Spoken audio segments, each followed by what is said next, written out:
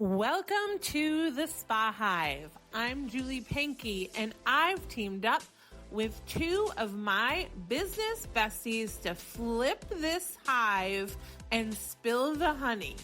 We're dishing out the juiciest insights on business, life, and everything in between, with a side of sass, a sprinkle of nuttiness, and plenty of laughs. Whether you're here for spa tips or just a little life inspiration, we've got the buzz you need. So grab your favorite drink and get ready. Things are about to get sweet and sticky. And good morning and welcome back to the Spa Hive Business Bestie podcast. We're so excited to have you joining us today on your busy day, taking a half hour out of that busy day to spend with us. Good morning, MaryAnn. Good morning, Julie. Good morning to our listeners.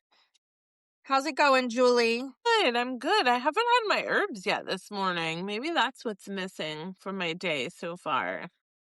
Oh, I tried to have some coffee this morning, but it hasn't gone too well. I haven't really wanted to drink it. I'm so sad. I've been so sick over the past few days, and everyone knows that I love my coffee, and it's over here in this tiny little cup, and I can't even muster my way through it. So this should be a good recording because I've got no caffeine in me. Yeah. And I have no herbs in me, so we're probably not going to be high energy today like normal, but it's still going to be great. I have a question though. How much coffee do you drink in a normal day? Curiosity. Because that cup looked kind of big to me. This cup? No, it's not big. Look at my water cup versus this cup. 2 cups of coffee, maybe 3. Sometimes I drink 2 cups of regular coffee and then a cup of my mushroom coffee. A day. Not too much. Yeah, a day. That's not too much. No. Although Gary drinks what he calls 2 cups. And I've realized that when you make the coffee in the coffee maker, the mugs where your coffee is more than a cup worth. Yeah. So that ends up being, I feel like a mug is like 2.5 cups worth. So then when you drink 2, that's like 5 cups. So he's all jazzed. He's ready to go. Yeah. Ready to go, Gary. Yeah, well, so this segues into, having sustainability. Coffee sustains us. Yes, right. So today we're going to talk about building slow, growing, sustainable strategies for growth and success in 2026. So why sustainable growth? I mean, I feel like consistency, sustainability, we talk about We've been focusing on consistency, right? And, Julie, I haven't heard what your word of the year is yet. So you got to come back to us about that. Okay. Because you haven't told us. Mine, well, I did tell you 2026 is my year of healing and wellness. That's not a word. That's multiple words. Okay, so, I mean, I've had well-being as my word, I think, a couple of years ago. Healing. 2026 is my year of healing in all different areas so that I can be the best version of me. I think I need you to outline that because I'm not sure if I'm on board with it. That seems a little fluffy for us, your year of healing. But okay, we can table that for now and we'll create an outline and come back next week with it. All right. But yeah, so when it comes to goals, right, we're focusing on consistency at this point. Right. And that goes hand in hand with sustainability. It's about thinking about doing the things that actually work, that actually move the needle, and will help us remain sustainable, remain consistent, and not burn ourselves out.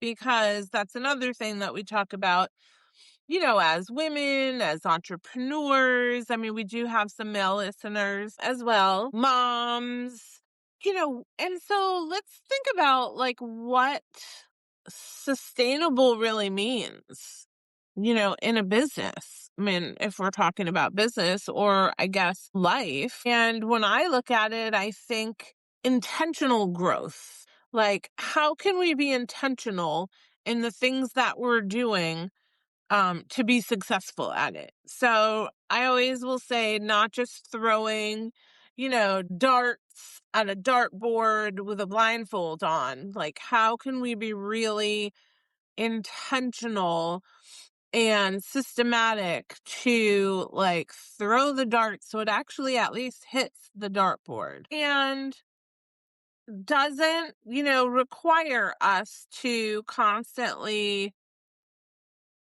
reinvent ourselves and constantly be launching something new, and it leaves room for all the other things that are important, like our health, our personal life, our creativity. Our healing So error. my year of healing. So sustainable kind of means something that you can be consistent with. Yeah, when we're Me. talking when I think of sustainable growth, I'm not necessarily thinking about scaling faster, but I'm thinking about things in your business that still work, right? Still keep going when you're tired, busy, not there, or during a specific season in your life. Mm-hmm. This is not my word, obviously, for 2026, but like what my focus is for 2026 is, letting my business, my job, what I do for a living, support where I am in my life right now. Mm. Not trying to fit a square peg in a round hole, right? But knowing like we're all in different stages of our lives. And so knowing that, where you are in your stage of your life is different than where I am in my stage of my life. And, I can't treat my business the same way I did, when I started it, because I had different goals at that time. I was in a different, life era. And, now over the years, I've kind of shifted some of the things that are most important to me. And so knowing that for us to have, sustainable growth strategies in 2026 on maybe like for me, knowing that I'm running and leading a business that supports the life that I want to have. So, how do you treat your business differently than you did years past? Well, I think that I was really 24/7 back then. I would take on as many clients as I could. I would travel as much as necessary. I would glorify busy, right? And being busy meant being successful because more people want to work with you, and I'm flying here and I'm going there, and this is all like pre-COVID, when I feel like during COVID I was able to take a look at, we weren't traveling and spas became comfortable using, phone or Zoom. And so that kind of opened the door to me saying, you know what? I don't want to be in the car or flying somewhere all the time. Like, I don't love that. I don't love being away from home for extended periods of time. And I don't have to do that. Like, to be successful at what I do as a consultant, I don't have to do that because I had to remind myself that my job is to give people the tools they need to be successful themselves, not me work in their business for them to show them success. In most instances. I mean, of course, we know clients have brought me in and do bring me in to work, long-term one-on-one with their teams, but kind of learning that, I felt like I always had to come up with something new within the Spa Hive. We did the events, do more events. More doesn't necessarily translate as a sustainable growth strategy. I Yeah. mean, one truly successful event might, be equivalent to what we're calling a successful growth strategy. So when you look Right. at what I did, it's like, we started with, I don't know, maybe 3 that first year, and it's like boom, boom, boom, lots, lots, lots. And then post COVID, I kind of was like, I was gun shy to get back to it. We did get back to it, and then it felt like too much. Yeah. It didn't feel like a sustainable growth strategy. It felt like I was spread too thin and all over the place and not being intentional. And then I was forced to say, that's it, we're not doing anymore. Boom, stop. But could it have been different if I managed it differently in the earlier years rather than allowing myself to get to, all systems burnout? Oh, I feel like that's a breakthrough. Maybe you were too ready, locked, and loaded at one point, and then it kind of made it all just be way too much for you. Right, right, right. So should we go back to having like one event a year? Is that what you're telling me?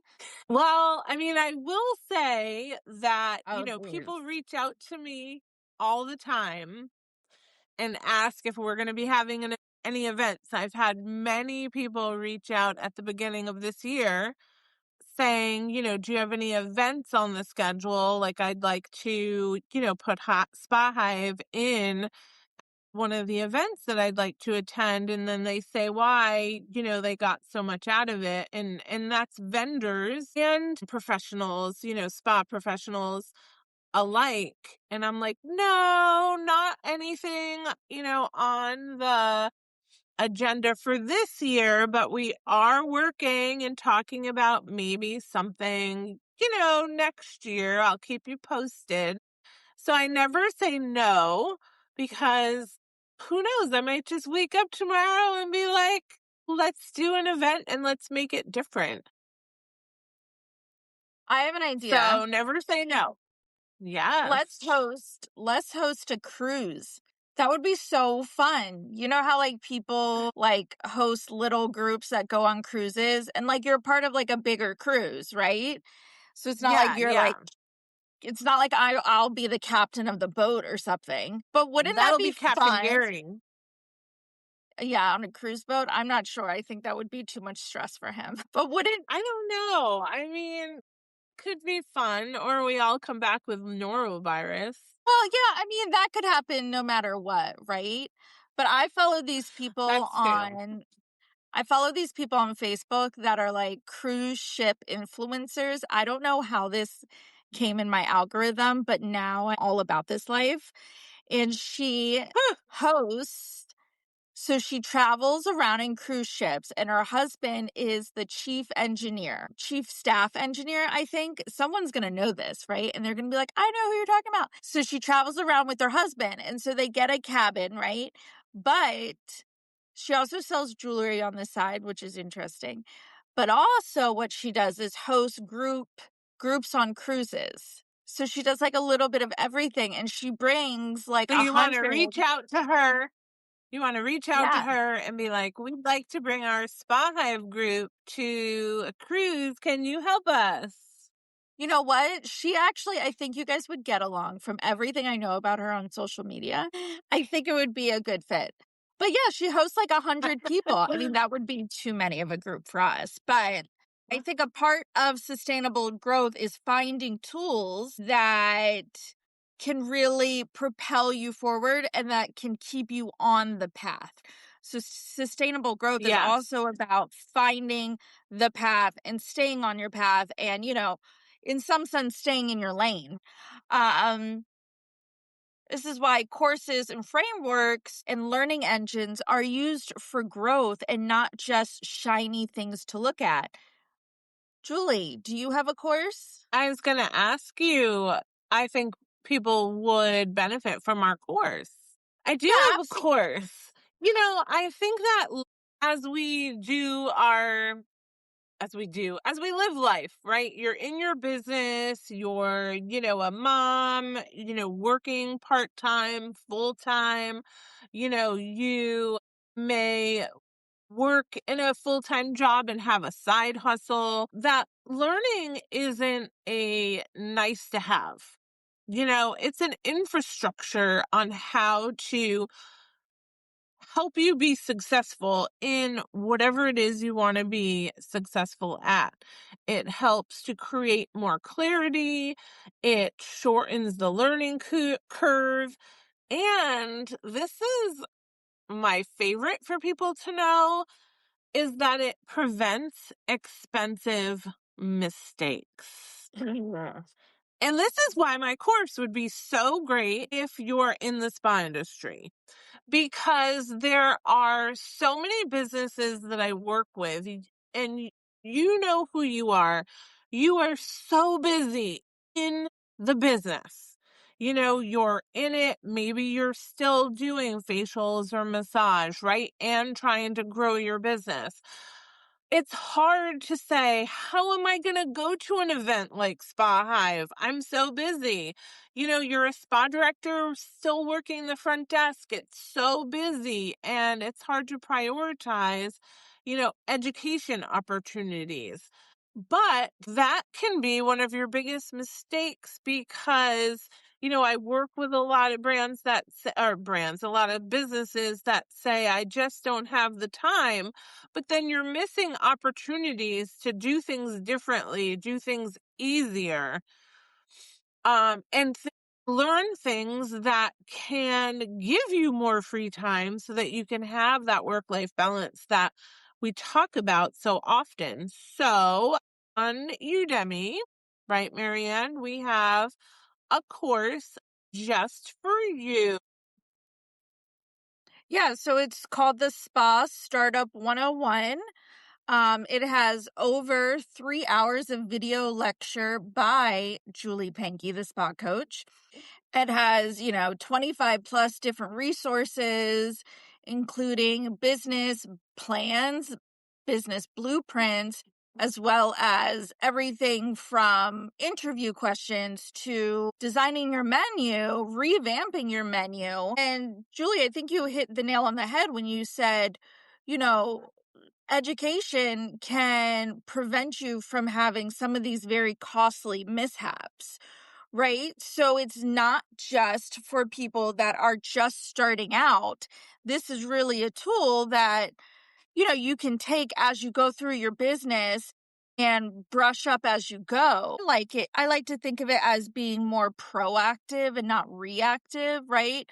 Right. It's like similar in healthcare, right? All of our healthcare is very reactive healthcare and it's not proactive. Right. So maybe before we have these costly mishaps where you completely price out your menu or you completely Mm-hmm. fail to have job descriptions or something like that. And now it's very costly.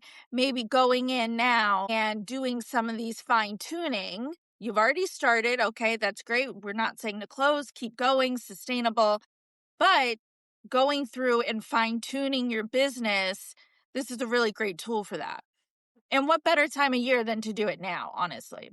Yes, absolutely. And, even though it's the Spa Startup 101, there are modules in there that people go back and they're like, oh my gosh, I wish I did that when I started my business because it would be so much easier to deal with than now I have to make the change. But there is a lot of great framework in there that you can use to help and keep your business be sustainable.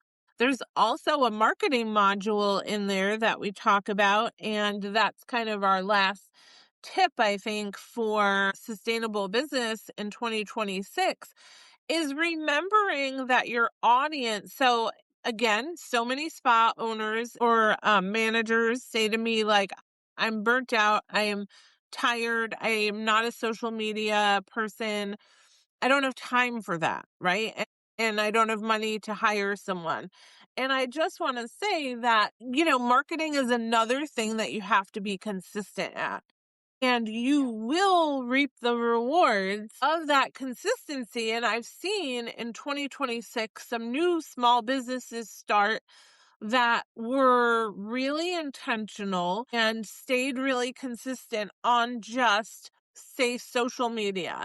And it's like 3 social media posts a week, not 30, not 27 reels. Trust me, I get it. Like, it's a lot. When I have to create my content, it's a lot. And so if we keep it, manageable, and just know that if 3 days is a week is what you can commit to, your audience will look forward to and learn that, you're going to be present on social media, sharing valuable content 3 times a week. And that through marketing, trust builds over time. There's new businesses that, give it a month or 6 weeks and they're like, why am I not completely booked? Right. It takes time.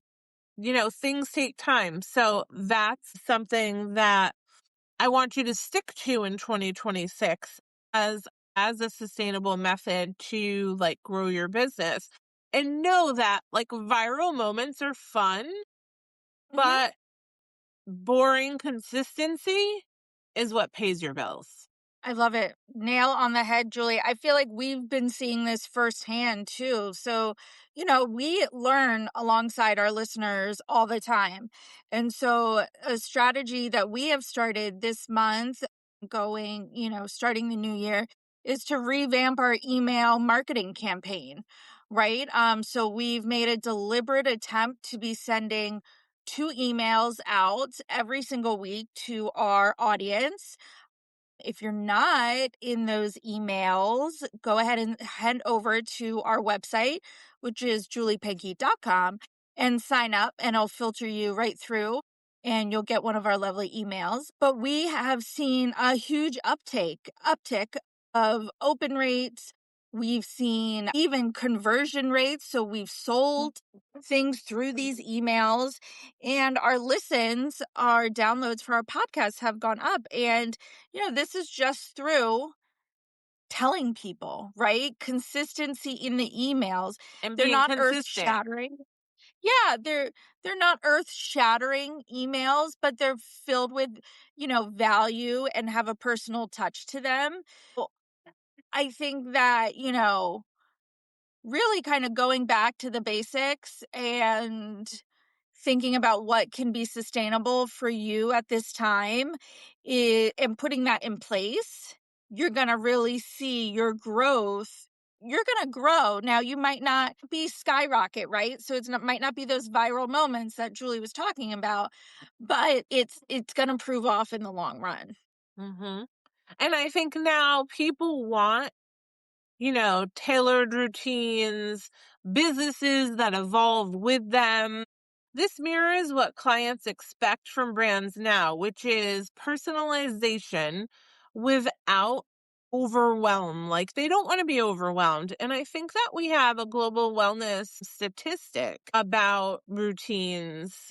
Yeah, so global wellness and health personalization continues to shape markets. People now expect tailored routines that adapt to their habits and data. So even more, this is what we're all moving towards, is not your one size fits all, not your complete somebody else's complete follow my step-by-step guide and everything will be wonderful in your life. But it's about thinking about what's going to be best for you and what you can manage. Now, taking the tools that other people have set is a great idea, right? Whether that's a course or, webinar, or you just like this one hack or tip from whatever influencer you follow. Those are great, but you really need to kind of customize it to what you can do. Right. And then remember that sustainable growth wins. And especially if you want longevity in your business and a business that you still love and you want to be in 5 to 10 years from now.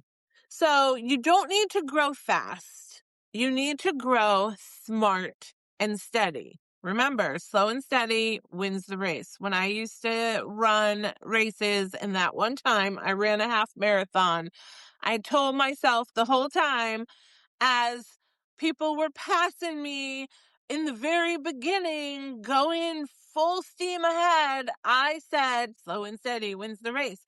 And guess what? 5 miles in, 10 miles in, they're walking. I'm still running at my slow turtle pace, but still running, and past them because they tired themselves out because they ran too fast the first 10 miles and couldn't finish running the last, 13, so 3. So we're here for you. Drop us a line. Let us know if we can help you in any way. Of course, share any successes. We can talk through any failures and share any topics you'd like to hear us talk about in 2026. And we'll see you next time here live in our Spa Hive Business Besties podcast. Bye, MaryAnn. Ooh, before we go, Julie, remember, check out our show notes and we'll have our Udemy course in there. We also have our reading list and how to get in contact with us. So let's go. Bye, Julie. Bye, listeners. Bye.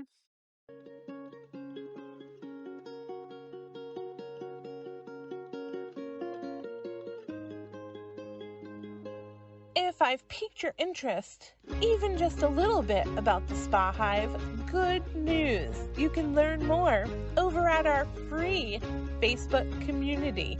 That's right. Head on over to Facebook, search Spa Hive Professional Community, and join me, my Spa Hive board, and over 400 other spa, hospitality, and wellness professionals there.